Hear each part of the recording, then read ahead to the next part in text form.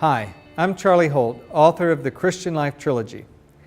Based on the experience of our church and many others, I believe your congregation is going to grow deeply in the faith and in togetherness through this small group campaign.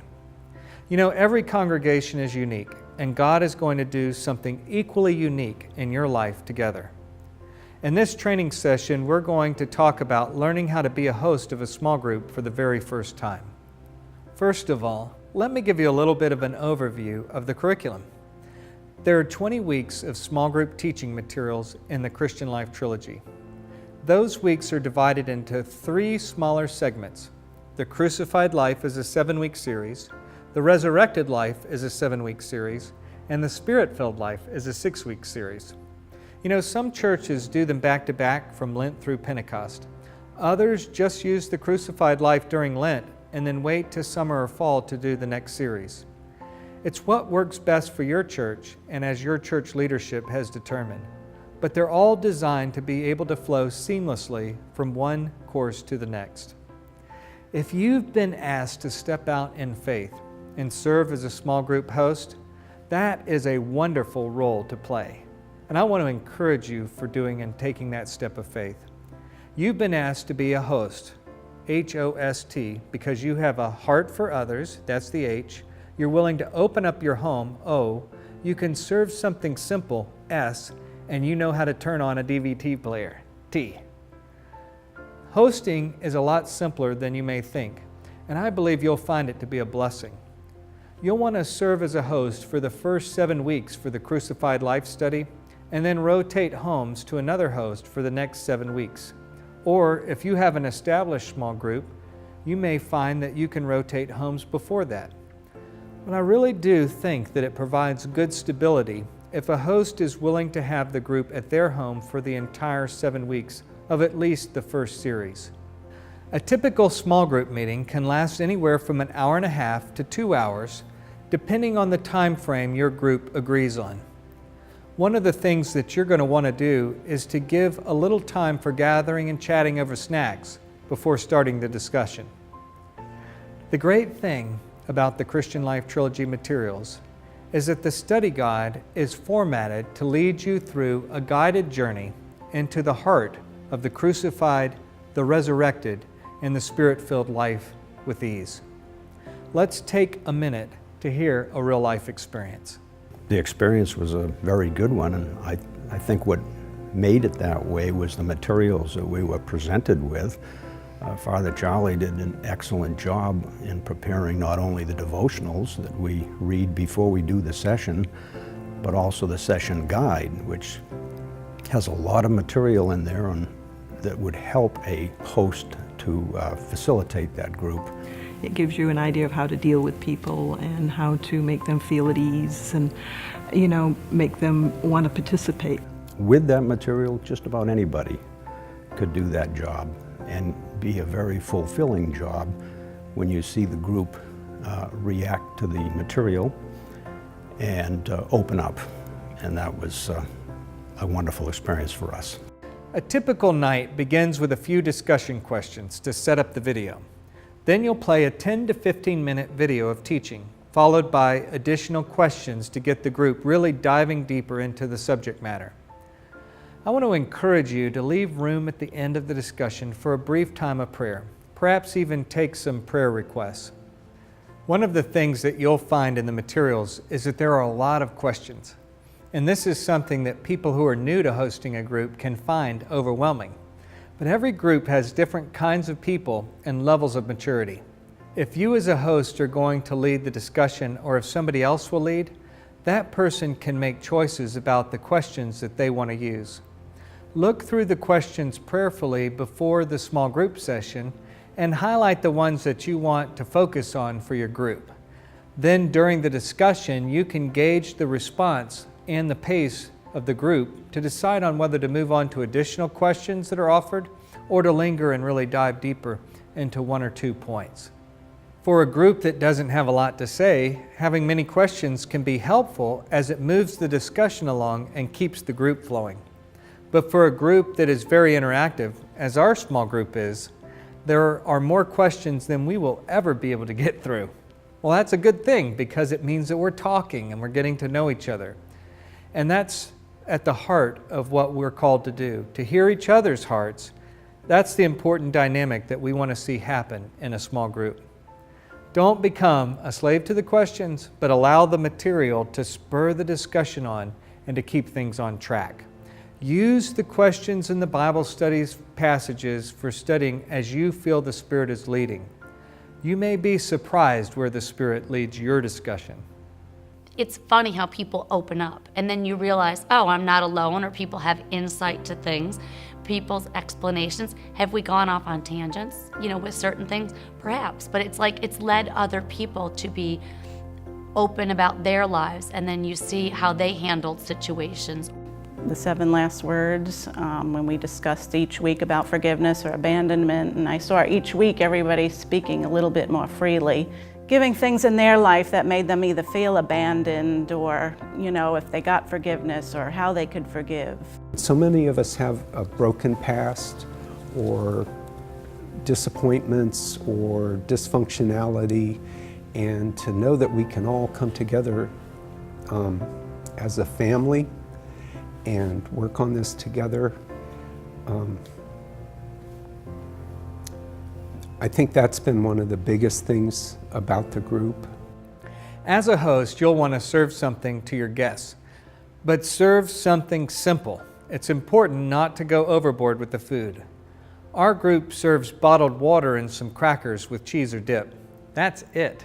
Another group I know serves lemonade and the cookies you can pop right in the oven from the package. Keep it simple. The point of the evening is not to share a big heavy meal together, but gather together for study and prayer and discussion about the Lord's work in our lives. If you make the group about a meal, then you won't have time to spend on the study group, and that's going to be frustrating to those who signed up for the class. And it's also going to add to your stress as well. So keep it simple. That doesn't mean that your group could never have a dinner together. In fact, we want to encourage you at some point to plan a social event where you get together outside of the context of your small group and have a nice meal. A time of fellowship when you can really relax and spend some time together. For our first group, we did this prior to Holy Week, and I can tell you that after 6 weeks of spending time together, we really enjoyed this social time where everybody brought a different dish. We had a Mexican night, and we had more food than we could eat, and it really was a blessed time. Another important part of being a host is to gauge the maturity of your group, as you have some people who are strong in their faith, but others may be shy or new to small groups or even new to the Christian faith. Be sensitive to these facts and make sure that you encourage people. But please don't become overbearing or push them to answer questions or to read aloud or pray out loud. If somebody's new to the Christian faith, that's great. We want them to feel completely comfortable and respected. If somebody's a little bit skeptical of the Christian faith, we're glad that they're here. The whole point is that we come together to learn. We're all on a journey together, and we want to join hands and work through the materials together to walk the way of the Christian life. Listen to one group's experience. I have a member in my group who is kind of on the borderline faith. They grew up in the faith, but they really haven't got involved. They don't go to church. They know there's a God, but is Christ really the Son of God? I'm not really sure. I never really studied the Bible as I should. A small group setting is absolutely perfect place for my particular friend who was kind of on the borderline. And to be able to ask those questions he was afraid to ask originally, and everyone gave their heart-filled advice. It wasn't just me. People just chipped in here and there every time they asked a question, and there was no bad question. He has not missed a study. He's been the most consistent person because he needed this. Another thing I want to mention is the use of spiritual gifts of the various people in your group. I'm always amazed at the various gifts that people have and what they bring to a small group. We have a man in our group that knows how to play the guitar, and he's led us in a couple of praise songs at the close of our evening. It was wonderful to sing together as a group, but it was really wonderful to see him using his gift to glorify God and to minister to us. You know, we have another person who's a fantastic cook. She loves bringing the snacks, and they're always great. Simple, but great. We have some people in our group who are fantastic small group facilitators, so we love to have them take turns leading the group discussion. Everybody has something to bring. Allow people to use their gifts and to take turns so that we can see how others do it and learn from each other. One of the things that can be overwhelming for a person hosting a small group is what to do if something is revealed in the group that feels a little bit heavier than what you're able to handle. This is actually where your priest or pastor comes into the equation. If something's too pastorally challenging for the group and that comes up in discussion, it might be something that you need to encourage the person to take to your priest. But the other place to take it is just to spend some time together praying. In your small group, all of our problems are too big for us to handle in our own power and strength. But the Lord is bigger than all of our challenges. Take the struggles of your group members to the Lord. If you find that they need some human intervention as well, take it to the pastor and get him or her involved. One final thought is that sometimes we have bad chemistry in a small group, and that's just reality. Where one person dominates the discussion, or we have factions that develop maybe along political or theological lines. One of the things that we always have to be mindful of is that we're all works in progress. Call people back to the main point of the session. Get them back on the questions. You may have to do this repeatedly, but it is effective. We're not here to talk about political or theological differences, but to talk about the way of the cross and the new life in the risen Lord. That means we're called to be self-sacrificial, giving up our own agenda for what's best for the group. Sometimes it's in working through the most difficult challenges and affirming people in spite of their differences, even the more prickly ones, that we'll find ourselves most blessed. If there's a person in your group who requires extra grace, I call them EGRs, extra grace required, first spend some time praying about it to the Lord.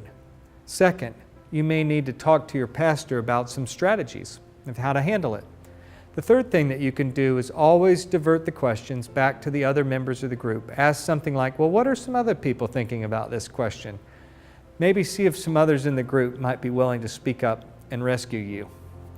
If you never host a group in your life, I would say absolutely, this is the best study to really get started in because there is a step-by-step instruction of what you need to do and what you need to prepare for when hosting a group. I can't think of many studies that actually do that, that actually prepare you to host a group. Just take that first step and it will be rewarding. People will appreciate you and your time and your effort for inviting them into your home and delivering a great study. Remember, you were asked to serve as a host because you have a heart for others and you're willing to open up your home. That is a tremendous gift to your church. But don't go it alone. Ask others in the group to help by bringing snacks, leading the discussion, or praying. And remember, your pastor or small group coordinator is there for you with any challenging situations that you may face.